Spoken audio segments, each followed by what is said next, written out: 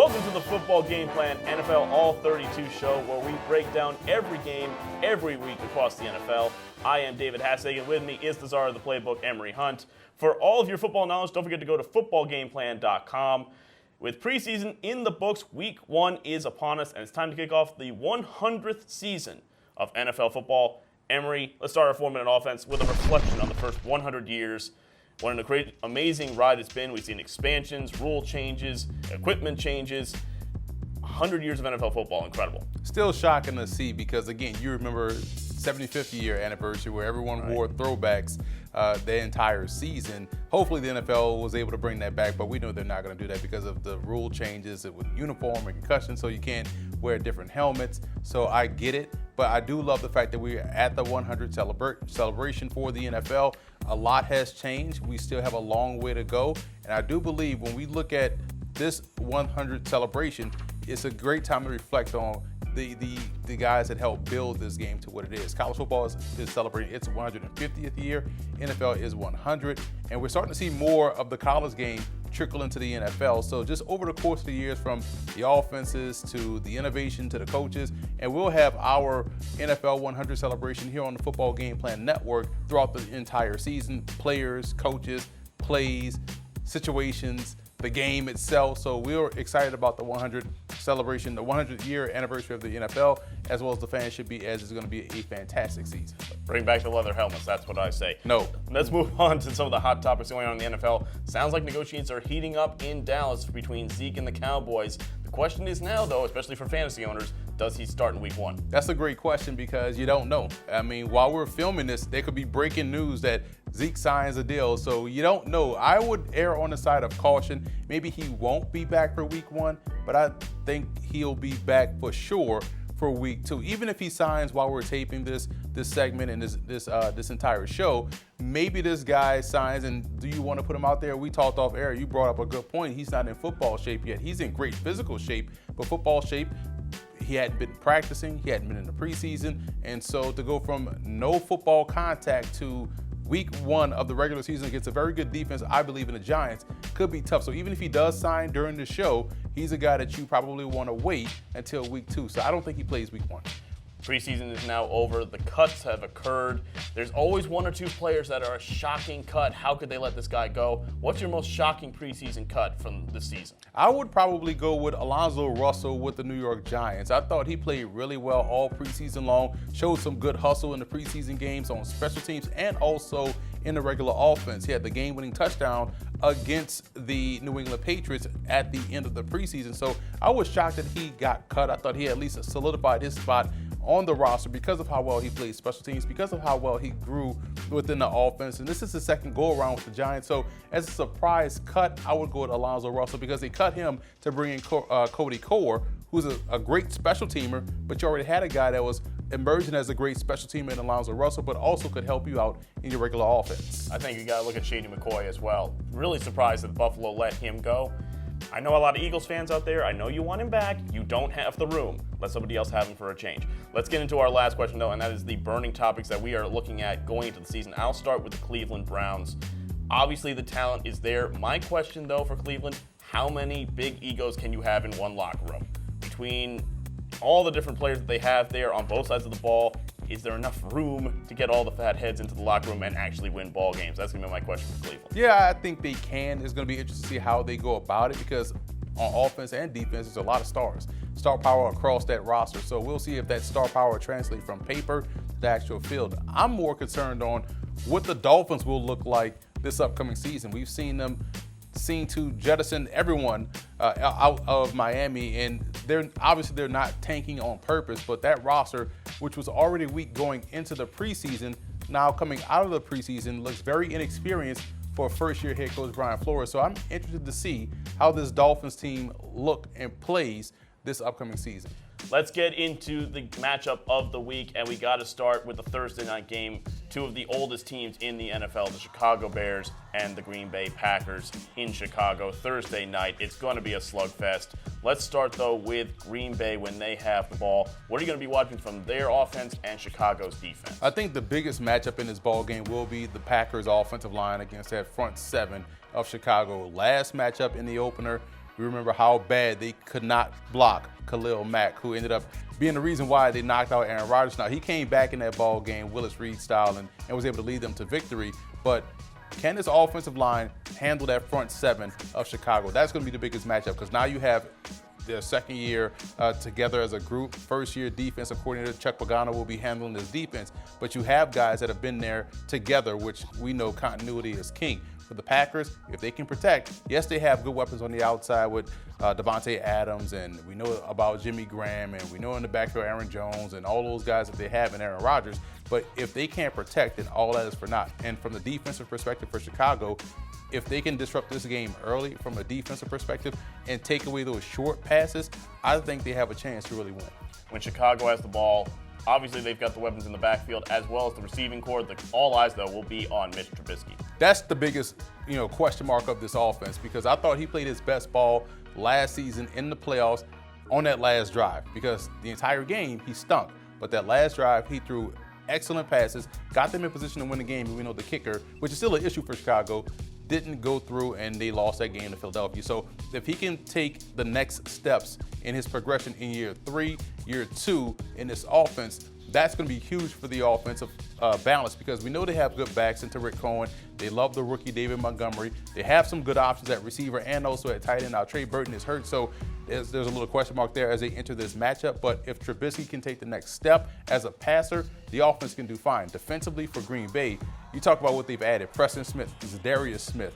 Jair Alexander last year was a rookie all-conference player, and you also look at the rookie Darnell Savage, the rookie Rashawn Gary. Right. Their defense and the improvements they made going up against a quarterback that has some inconsistencies is the matchup that I'm going to be looking forward to. Who do you like in this ball game? Do you like Chicago or Green Bay to kick off the 100th season of the NFL? Oh, man, this is a tough matchup because I think both teams have similarities. And while the Packers' defense isn't Chicago's defense, it'll be much improved. But in this situation, I have to trust the quarterback play, the consistency of Aaron Rodgers, and I think they get the opening game win against Chicago, so I like the Packers. When we come back on the end of Football Game Plan NFL All-32 show here on Game Plus Network, we're going to break down every game from Week 1 with the 1 o'clock matchups. Stay with us.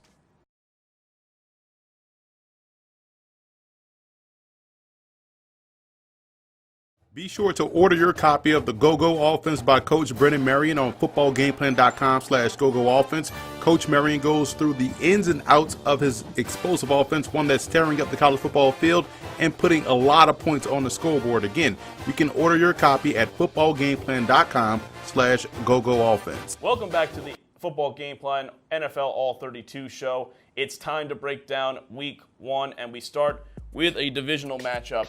Redskins versus Eagles. A lot of eyes on this division. A lot of people see it as wide open. Critical game in Week 1. Yeah, this is going to be a tough matchup for both teams because I think both defenses are way ahead of the offenses right now. We didn't see Carson Wentz in a preseason. We know what the Redskins offense is going to be with Case Keenum. I think they should go with Dwayne Haskins. So it'll be interesting to see how long before we see Haskins playing starting quarterback for the Washington Redskins. So with that being the backdrop, I will trust the Eagles in this game. Carson Wentz should have some success throwing the football against his Redskins secondary. The offensive line, I think, will do a good job of holding up in pass pro, so I like the Eagles to get one against the Redskins. Moving on to another divisional matchup, this time in the AFC East. The New York Jets, a lot of pressure on them this year. A lot of people expecting them to take big strides, but they've got Buffalo calling in Week 1. This is going to be an interesting matchup as well because you have what I think is going to be a very good offense in New York going up against what I believe is the best defense in the AFC East in Buffalo. Their front seven is going to be able to apply pressure. On the back end, we know those guys can take the ball away. But when you look at the Jets' offense, they're so versatile. You have Le'Veon Bell, who we hadn't seen, quite honestly, in a year and a half. So getting him back there in the backfield is going to be key. The progression for both Sam Darnold and Josh Allen will be what everyone is going to watch. But I like the Jets in this ball game. I think offensively and from a consistency standpoint in the passing game, I can trust Sam Darnold in that offense. I still have to take a wait-and-see approach with Buffalo. No LaShawn McCoy now. He's now with Kansas City. But I think Buffalo defensively will be game, but I like the Jets to win one in a close one. Let's move on to another matchup in the NFC. Falcons taking on the Vikings, two teams that always have high expectations, especially Minnesota the last couple of years. How did you start the season off right if you're these two teams? Well, Atlanta has to find ways to protect, and they're going to be starting a rookie at right guard, although one of my favorite rookies in Chris Lindstrom. But going up against this Vikings defensive front, it's going to be a tough task for him and the rest of that offensive line.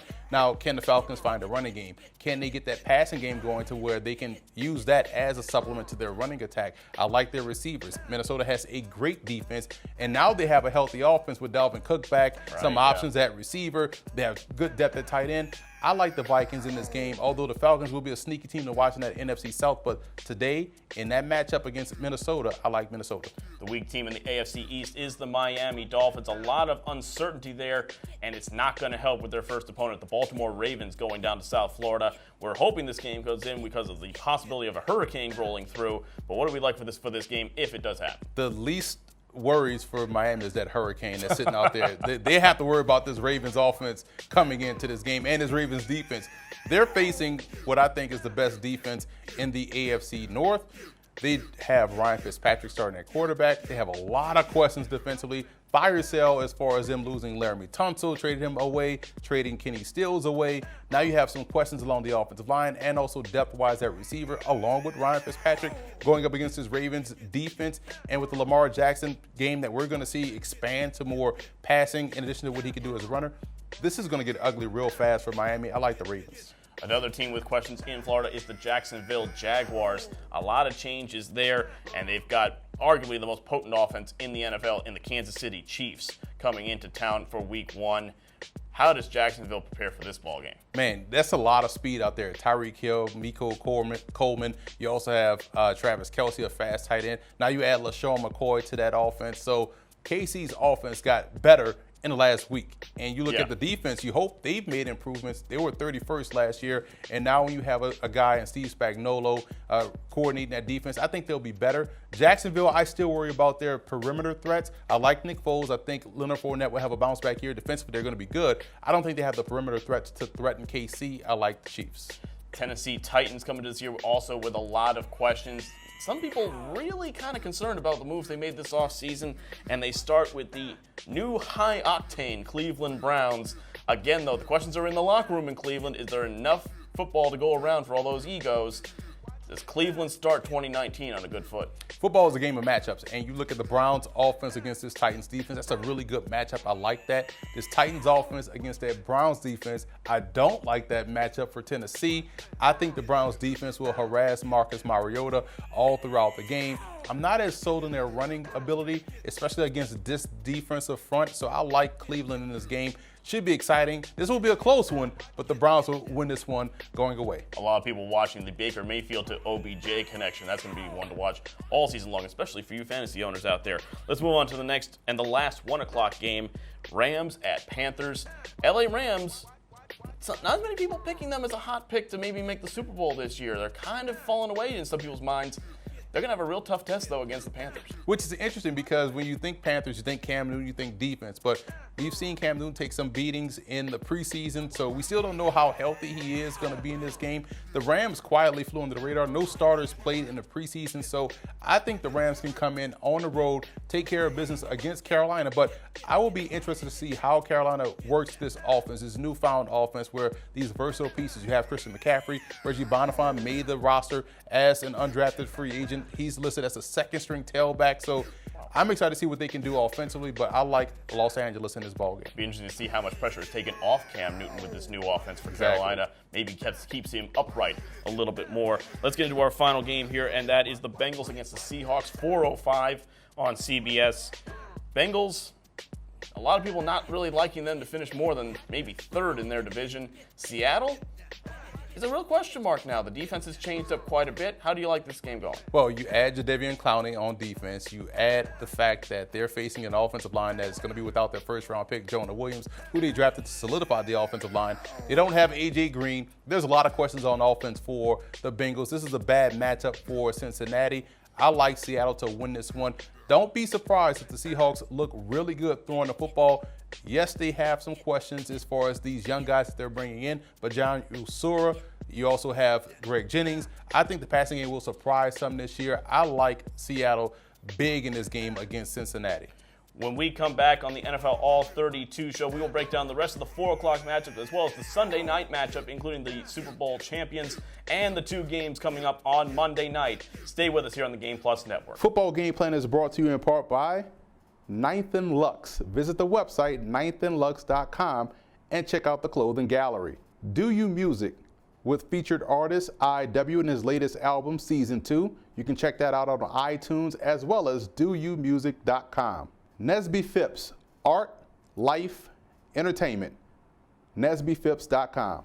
Grind It Out Fitness. Visit the website, grinditoutfitness.com, and download the app.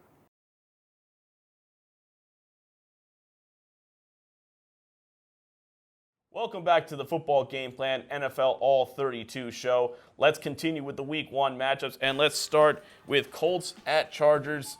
There hasn't been any news out of Indianapolis recently, has there been? I mean, a full quarterback controversy in Indianapolis. They now go on the road to take on the Chargers.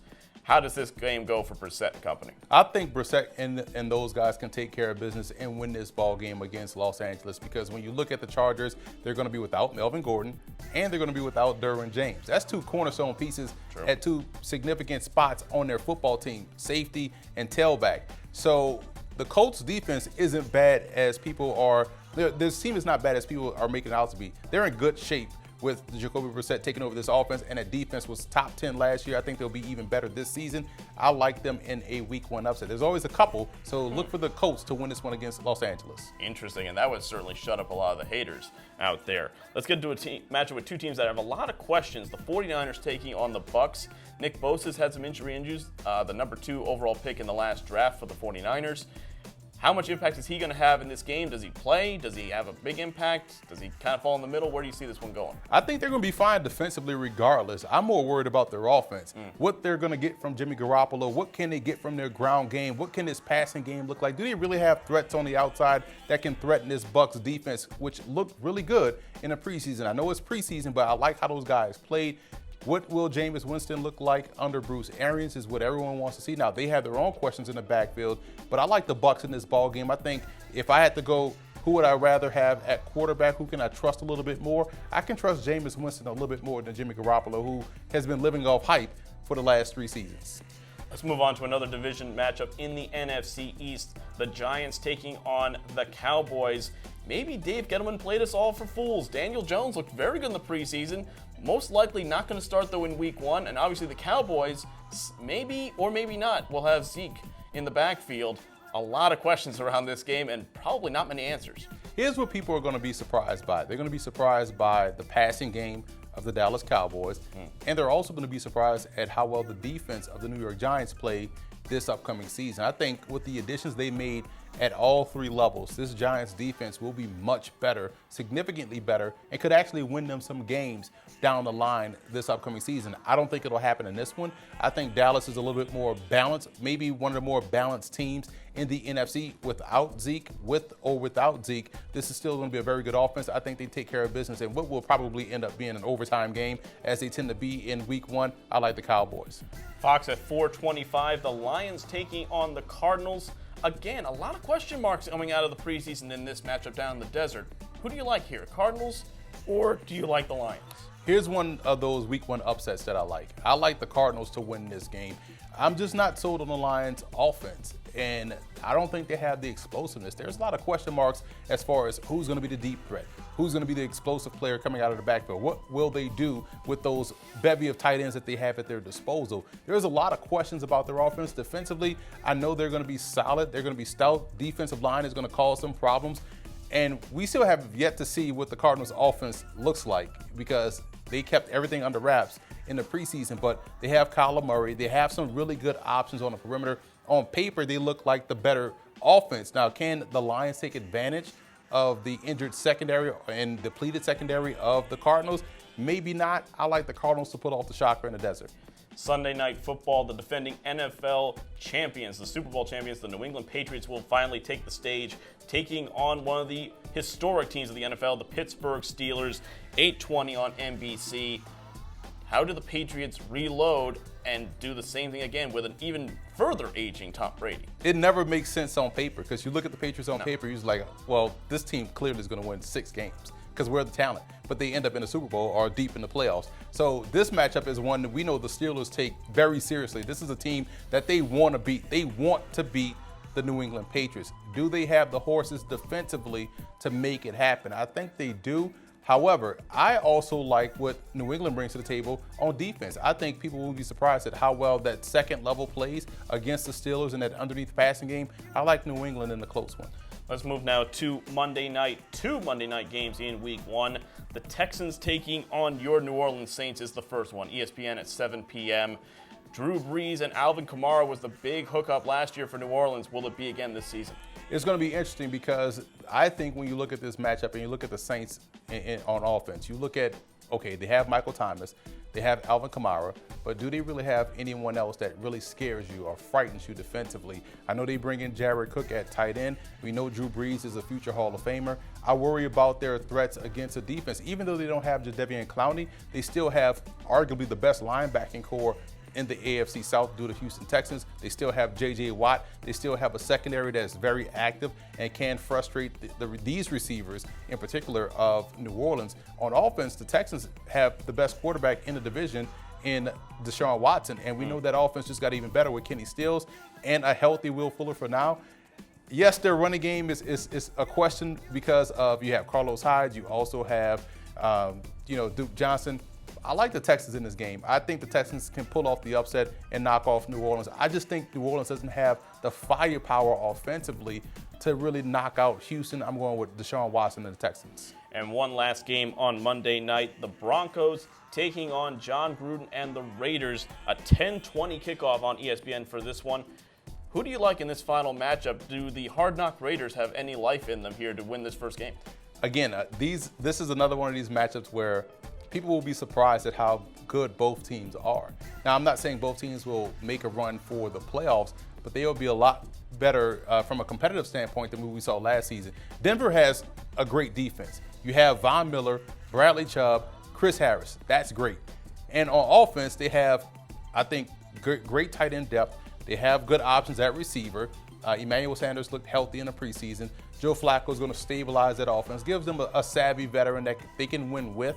They thought they were going to get that from Case Keenum. So this Broncos team could be underrated. The Raiders offense, I think, will be fine. I think the Raiders offense will be able to move the football. I worry about this Raiders defense. And did they get better this offseason, especially with some of the moves they made? Still some questions marks and whether or not guys can actually step up to the plate and be what they want them to be.